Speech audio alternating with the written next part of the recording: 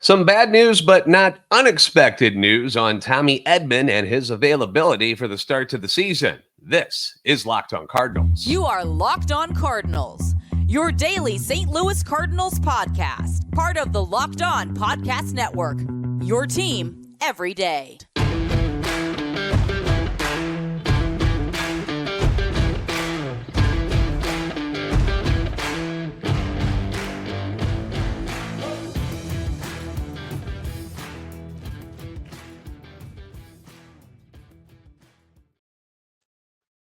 Hey there, Cardinals fans. I'm JD Hafford, and I'm a national radio sports anchor, born and raised in the Lou, and a lifetime Cardinals fan. And I'm your host for Locked On Cardinals, part of the Locked On Podcast Network, your team every day. You can follow me on Twitter X at JD Sports Radio and the podcast at LO_Cardinals. We want to thank those of you who make Locked On Cardinals your first listen every day. We're free and available wherever you get your podcasts and on YouTube. Like, subscribe, and comment so you can interact with us. Hit that notification button so you know when new episodes are posted. This is a show serving Cardinal Nation and giving the best fans in baseball all of the info about the birds on the bat. We knew it was coming. It was just a matter of time. But we finally got the official word today that Tommy Edman has been ruled out for opening day. It's official. He will start the season on the injured list due to continued inflammation in his right wrist. If you are unfamiliar with the situation, Tommy Edman had surgery on that right wrist in early October when the season ended, and the team kept it very hush-hush until this winter. And unfortunately, he hasn't made much progress because of lingering inflammation and swelling in that wrist. If you recall, Edman got second and third opinions on the soundness of the wrist structurally, which when people talked to him about it, when he spoke with the media about it, he said that it put him at ease about his recovery, but he has yet to hit live pitching, and batting from the right side causes the most pain in the wrist. Now, Ali Marmol met with the media today and spoke with them about the injury and what's to be expected. He said Tommy is extremely frustrated. There was a question whether he would be able to play the first game of spring, but he definitely wanted to participate in the games here before opening day, talking about spring training, but he says that's not going to be possible. As far as the plan with Tommy moving forward, he said Tommy will be a minimum of a week with no hitting. He can still do some defensive stuff. He can throw, but hitting is what's causing some of the pain. So we're going to allow that to completely go away before we restart any tee work or front flips or anything like that. And like I've said before, my fear is that this is going to be something that lingers throughout this entire season. That's my biggest fear. So I don't really know what to expect from Tommy Edman this season, which really stinks because he's such a big part of this team. You know, the versatility in the field, huge. You know, a guy who could play center field, second base, shortstop, third, left, and right. Like he plays everywhere, right? And it's Gold Glove defense is what you're getting out of the guy. It's not like he's just some guy who's out there who can play the position. Like he plays it at an elite level defensively. He's got speed, which is great. He's got the ability to switch hit. And his role in the clubhouse, he's one of the most liked guys on the team, and his absence is certainly going to be felt. And we really don't know how long he's going to be gone. There's no time frame on this of when the inflammation is going to relax to a point where he's going to be able to work through it and be pain-free at some point, which is the goal. But like every injury, you just have to endure. And next man up is the mentality right now in the competition for the starting center field job. We've talked a lot about it recently, and it will continue to take center stage at camp for the immediate future. Dylan Carlson is the likely guy to take over. He was 1 for 3 in today's game, although he did strike out in a big spot with runners on first and third and 1 out. So that wasn't great. That was a time of the game where he really needed to step up and did what he really, really don't want to do, and that's strike out and just have an unproductive at bat at all. But the guy most fans want to see earn this starting job and play in center field and be there on opening day is Victor Scott. You know, Victor Scott has taken Cardinal Nation by storm right now. He's batting .367 this spring. He's got an on-base percentage of .457, which is second on the team behind Alec Burleson. He's got 8 runs scored. He's stolen 4 bases. The guy has just been really, really impressive. And when Ali was asked about Victor specifically today, he said Victor has had a really good camp. He's shown well on the field. and he's put together some really good at-bats. Obviously, he's exciting on the bases, and he's played a really good defense. He's asking the right questions. He's handled himself well off the field as far as the clubhouse and being engaging. It's been exciting to watch him, and we're going to continue to watch him.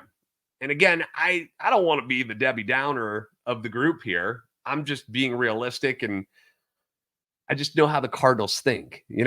I've been around them enough. I just know what they think most of the time. I just don't think they're going to keep him on the roster to start the season. I just find it hard to believe for two reasons. Number one, he's never been a AAA, has never played a AAA yet. So making the jump from AA to the pros, not always the best path. Doesn't happen, doesn't usually work out all that well. He's also not on the 40-man roster. But I also didn't think they were going to keep Jordan Walker last year at the beginning of the season and to start the season. I didn't think Walker was going to be on the team, and I was wrong. The Cardinals fooled me, and they kept Jordan Walker. Was it the right move to keep him? That's debatable. He eventually did have to go back down and play at AAA Memphis to work on the launch angle before coming back up for good, which was a good move because he was way more productive after he came back. But I don't think they want to go down that path with Victor the way they did it with Jordan last year. I don't think they felt like that was probably the right move now. Looking back on it, they're probably should have just let him start at AAA and bring him up. So I don't think they want to do that with Victor, but you can't deny how strong the guy has looked this spring and what a weapon he can be on the base paths and defensively in center field, where, he just won the Gold Glove in the minor leagues for playing center field. We know he can cover a lot of ground out there in center field. And when you're going to have what looks like Alec Burleson and Jordan Walker on the other side of whoever's in center field, you want somebody who can cover as much ground as possible, right? So he makes sense. It makes sense to have him there, but I just find it hard to believe that they do it. I'd love to see him win the job. I hope I'm wrong. He's a lot of fun to watch. We'll see how things play out, but I'm still leaning towards Michael Ciani making this team as the fourth outfielder to start the season, and he can sit over there. He can ride the pine and be fine with that. It's not like he's a prospect and needs the at-bats and needs the playing time to continue to progress in his career. You can let him sit over there. No big deal. He can come in defensive situations for either Walker or Burleson to start the year. He can be a pinch runner for somebody late in games. He's got great speed. So it just seems like the more Cardinal thing to do. But again, I've been wrong before, so maybe I'll be wrong here. Let me know what you guys think about it. Comments down below on YouTube or hit me up on Twitter X, okay? Lance Lynn on the mound today against the Mets, and it was 1,000 times better than his last start. We'll talk about it next on Locked On Cardinals. Fire TV is your destination for sports, from live games to highlights to in-depth analysis. Fire TV offers amazing viewing experiences with smart TVs, as well as the Fire TV stick that you can just plug into your existing TV, and it provides access to millions of movies and TV episodes, as well as free and live TV. Whether it's opening weekend for baseball, which is coming up here real soon, or you've got all the college basketball tournaments going on right now, you're going to want to have a Fire TV. It makes a lot of sense. Fire TV recently created the Fire TV channels to deliver a constant supply of the latest videos from your favorite sports brands, all for free. And that includes all of us at Locked On and most of the big pro leagues and college conferences as well. Fire TV channels let you dive into all of the game analysis, highlights, and more to just keep you up to date on the latest ongoings in the world of sports, whether it is March Madness or NBA, NHL with the Blues, Major League Baseball, and a whole lot more. It's all available there. Not to mention you get great news, entertainment, gaming, travel, cooking, whatever you're into, they've got you covered. So check out Fire TV channels on Fire TV and Alexa devices. And if you haven't checked out Fire TV channels, you should. You really should. Learn more by visiting www.amazon.com/LockedOnFireTV. That's www.amazon.com/LockedOnFireTV. Also, a reminder to say goodbye to those busted brackets, because FanDuel lets you bet on every game of the tournament. Every single game. All of them. All of the conference tournaments that are going on now. When the brackets come out, you can bet on all those games too. And whether you're betting on, a big upset, which is always the fun way to go about it, like we bet on the UC Bearcats to beat Kansas yesterday. We just had a feeling, and they ended up clobbering them. made us some money. Or you're betting on the favorite, like a number one seed. It's time to go dancing on America's number one sports book. Right now, new customers get $200 in bonus bets if your first $5 bet wins. That's $200 to use on whatever you want when it comes to this point spread. They've got the money lines. You can even pick who's going to win it all if you want to. We're not there yet, but when the brackets come out, there you go. And everybody loves the bracketology of it all, right? It's a lot of fun and it's really enjoyable, and it gets even better when you're making money watching the game. So visit FanDuel.com/lockedon and bet on college hoops until they cut down the nets.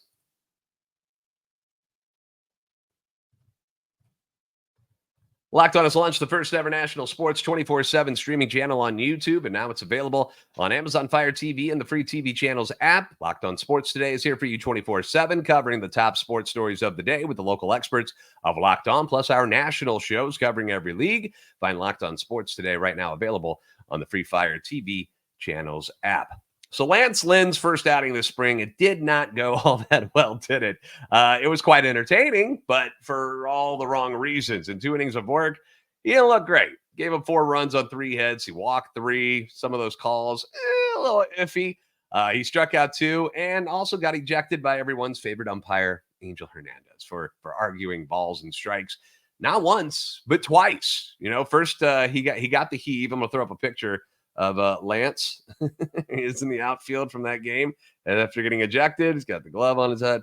But he gets the heave for arguing balls and strikes. Then he goes out to the bullpen to get his work in because he still, needs to throw his pitches. And Hernandez ejects him from there as well. Says, no, you can't do that. You're gone. You got to go to the locker room, pal. Angel being Angel, right? That's why everybody loves him. Anyway, today's game against the Mets went a whole lot better for Lance Lynn. He ends up going out there today. First off, look good in the white and reds, the home unis of the Cardinals, which I will always love those way better than the gray aways. I just don't like them. Anyway, but he looked a whole lot better. He tosses 4 shutout innings. He gave up just 1 hit. He struck out 4. He was efficient. He was quick. One of our favorite things about Lance Lynn is he gets the ball and he throws. He's not out there screwing around or anything. Like, he's ready to rock and roll. And when he's in a groove, boy, he gets it and goes, man. According to John Denton, Lynn's 58-pitch breakdown was as follows: 21 four-seam fastball, 17 cutters, 10 changeups, 8 sinkers, 2 sliders. He got 32 swings and 8 misses. He topped out at 94 miles per hour. That is the Lance Lynn that we're banking on this year. We're hoping to see a whole lot of that Lance Lynn and not so much of the other one when it comes to the Cardinals rotation this year. And today's start also cut his ERA down from 18 to 6. The rest of the staff today, really good. Once again, you got Ryan Helsley. He's been wonderful this spring. Not a whole lot of bad things to say about Ryan Helsley. He followed Lynn's start with another shutout inning. He struck out 2 so far this spring. Helsley has made 5 appearances. He's thrown 5 shutout innings, has allowed just 2 hits. He has walked 3, but he's also struck out 6. And most importantly, with Ryan Helsley, he's healthy. He's healthy, which has been his biggest hurdle in his career, is he just can't stay out there on the field as much as you'd like him to. Next on the bump was JoJo Romero, who we've talked about that this week, that JoJo's had kind of a subpar spring thus far, but he looked really good today.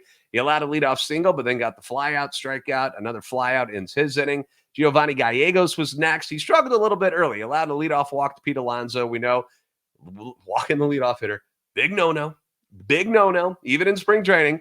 And then a single made it second and third and nobody out. And he ended up, or first and second, nobody out. Pardon me. First and second and nobody out. But then he gets former Cardinal Harrison Bader to bounce back to him. And, the old-fashioned 1-5-3 double play. And then he gets another former Cardinal Luke Voigt to strike out swinging. Escapes the threat just like that. It looked like it was going to be a tough day for Gio, and he weasels out of it. Andrew Kittredge came in next, tossed another shutout inning with 1 punchy. And I made this comment on Twitter X. And if you've seen Andrew Kittredge pitch before, this is probably nothing new to you, but for Cardinals fans who haven't gotten to see a lot of them yet, he's got this very nonchalant delivery, just kind of like, he just kind of, he reminds me of, like, when I saw it, I was like, he reminds me of like how your dad used to throw wiffle balls to you in the backyard when you were a kid. Just nice and relaxed and easy. And then at the end, he just, boom, and the ball comes in. All that's really missing, though, when he's got this delivery that is just so unassuming, is that, like, have a beer in the one hand with the wiffle balls in the other one. That's the only thing it's missing. That's the only thing. Kit is his nickname, by the way, which makes me hope that he comes out to the Knight Rider theme at some point this season. If you're going to have a name Kit, you got to have Knight Rider involved in your walkout music, don't you? Anyway, hasn't allowed a run yet this spring. Been great. 5 appearances, 5 innings, 1 hit, 1 walk, 4 strikeouts. Business as usual for Kit, Andrew Kittredge. Kyle Leahy wrapped up the day with a clean 1-2-3 inning. The only problem about this game today is that the Mets pitching was just as good. They were right there with the Cardinals, shutting out the Redbirds offense, which continues to be pretty inconsistent this spring. Just like the Mets, they managed just 3 hits on the day. Wilson Contreras, Matt Carpenter, and Dylan Carlson each singled. As I mentioned earlier, Carlson came up in a big spot, had a chance in the second to plate a run after singles by Willie and Carp to put them at the corners. With 1 out, DC strikes out swinging, and he looked terrible on that bat. Like every pitch was out of the zone, down like below his knees, and he just kept fishing for him. I have no idea what he was looking for, but did not look good. Not a good at bat whatsoever. And then Ciani flew out to end the inning. Brandon Crawford led off the 4th with a walk and showed that he still got a little bit of grease in those wheels of his by swiping second base. Goes over to third base on a wild pitch. That was followed by a walk to Contreras. And once again, you got runners at the corners, but Carp goes down on swings and strikes out. And then Carlson lined out to third. Boom, threat's over. And that was pretty much it. Not much else offensively to speak of today. 0 for 4 with runners in scoring position, 6 left on base.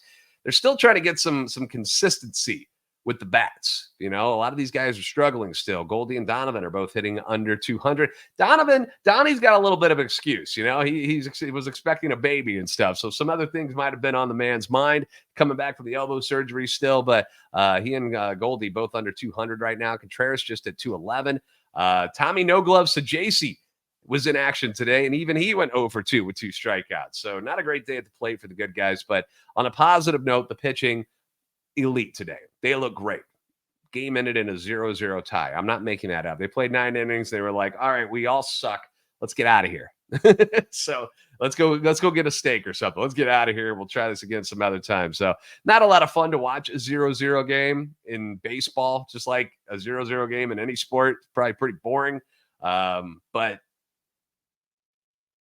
you got some good stuff coming from the pitching staff. So that at least was a little bit enjoyable for me. They'll be back on the diamond tomorrow against the Marlins. 5:05 St. Louis start time is what it says on the Cardinals website. But yet, because the spring breakout stuff starts tomorrow too, and in a story by John Denton, he said it's going to be a 6:05 start. So I'm not totally sure which one it's going to be. But Steven Matz is scheduled to get the start. Speaking of that spring breakout game, that starts tomorrow for the Cardinals. We're going to talk about that and the Dylan Cease trade that shocked everybody last night. We'll get into it next on Locked On Cardinals.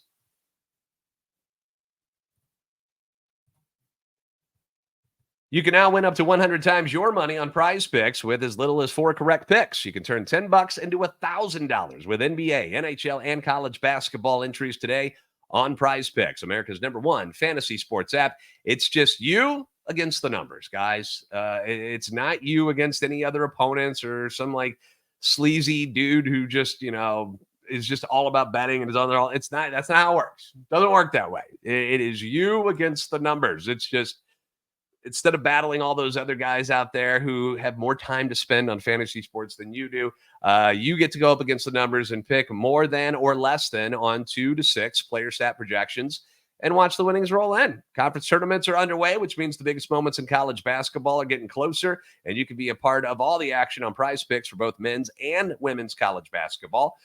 They've got the insurance, which is always nice. You got it's a injury insurance policy at PrizePicks. That way your entries stay in play, even if one of your players ends up getting injured for basketball games. If you've got a player who exits the game in the first half and does not return in the second, that player projection won't count against you, and the rest of your entry will stay live.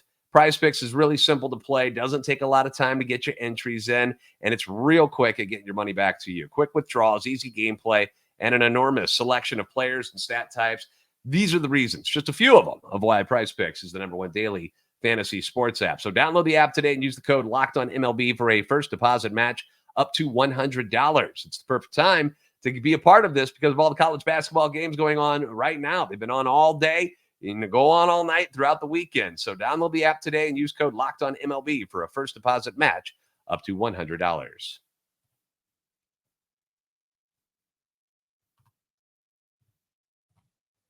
Locked On has launched the first ever national sports 24/7 streaming channel on YouTube, and now it's also available on Amazon Fire TV and the free Fire TV channels app. Locked On Sports Today is here for you 24/7, covering the top sports stories of the day with the local experts of Locked On, plus our national shows covering every league. Find Locked On Sports Today available on the free Fire TV channels app.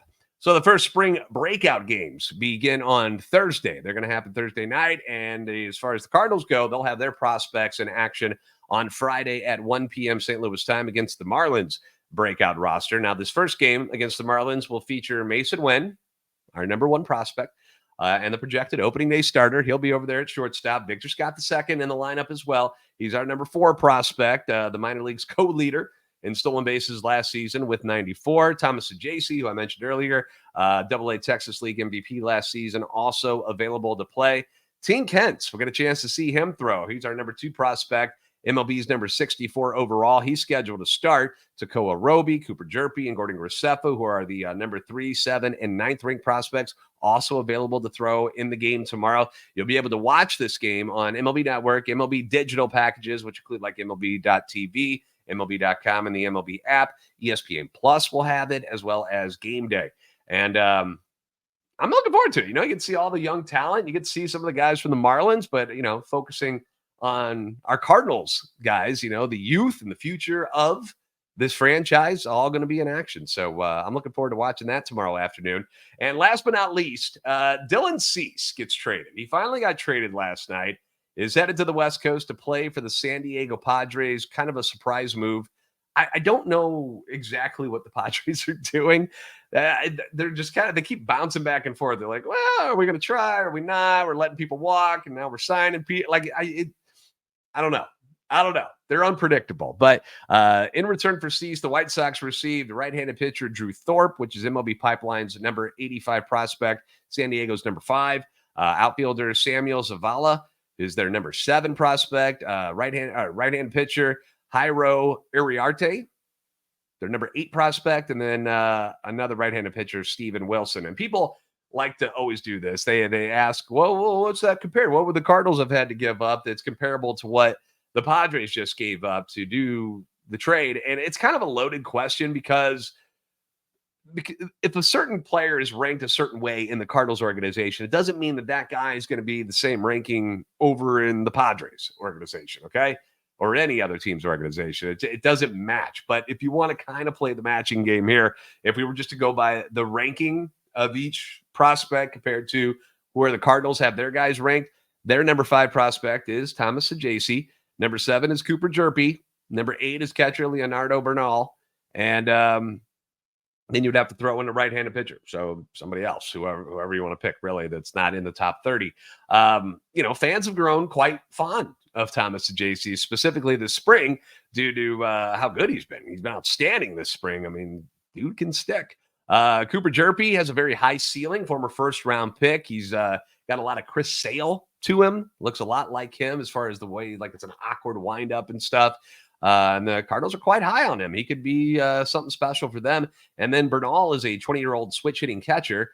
Not really in the market for a catcher right now. You've got a few of those with Wilson Contreras, Ivan Herrero, Pedro Pajes, and then, Bernal's after them. So that wouldn't be such a huge loss to the organization. But on paper, I think most people would have said, well, I would have done that deal if that's what it was. If it was JC, Jerpy, who else did I have in there? Bernal, and then another pitcher. I feel like a lot of Cardinals fans would say, yeah, they'd pull the trigger on that to get, an established number 1 type of pitcher that's got a year of control still. I think they would have done that. But in the end, the Padres snag him. They get him to replace NL Cy Young Award winner Blake Snell, who I guess they didn't want to pay him. So he gone. I heard I was with some friends last night. They said he's coaching a little league team right now. That's what he's doing. That's what Blake Snell, the Cy Young winner, is doing right now. How he and Montgomery are not signed is beyond me. I have no idea what the hell's going on or why they're still out there. But I'd be a little pissed if I wasn't signed yet. We're this close to opening day, and I didn't have a team yet. If I was those guys, like I would have done something by now. But hey, Scott Boras, that's Scott Boras for you. All right. Also, real quick, I'm excited because MLB The Show 24 goes live tonight. Ready to nerd out with all of you guys and everyone who pre-ordered it like I did, and we'll get a head start on our careers and our seasons compared to those cheap chumps who didn't want to pay for the extra 4 days. So I'm excited about the countdowns on my screen right now. Actually, that's why I keep looking at it. I'm like, ooh, there it goes. So that's going to happen tonight. So perhaps I'll see you online a little bit later playing that. But thank you guys for making Locked On Cardinals your first listen every day. If you haven't already, please give us a follow on Twitter X at @LO_Cardinals and at JD Sports Radio. Like, subscribe on YouTube to help our channel and love for the Cardinals grow. Doubleheader tomorrow. You got the spring breakout game, and then you got the other game with not the breakout players after that. So it should be a fun one tomorrow night. If you're a Cardinal baseball fan, we'll play 2 tomorrow. You're the best fans of baseball for a reason, and I'll see you next time on Locked On Cardinals.